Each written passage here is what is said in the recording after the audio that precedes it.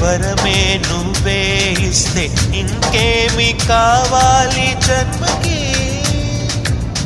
మచ్చలేని చంద్రుడిని మాట రాక చూస్తున్నా, వరస కాని బంధుని చొరవ చేసి అంటున్నా, ఇంకెప్పుడు ఒంటరినని అనరాదని.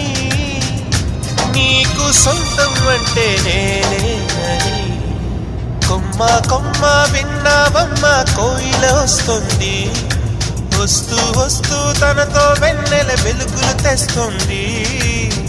ఏవమ్మ మరుమల్లి తోరణాలు కడతావా, చిలకమ్మ ఎదురేగి స్వాగతాలు చెబుతావా.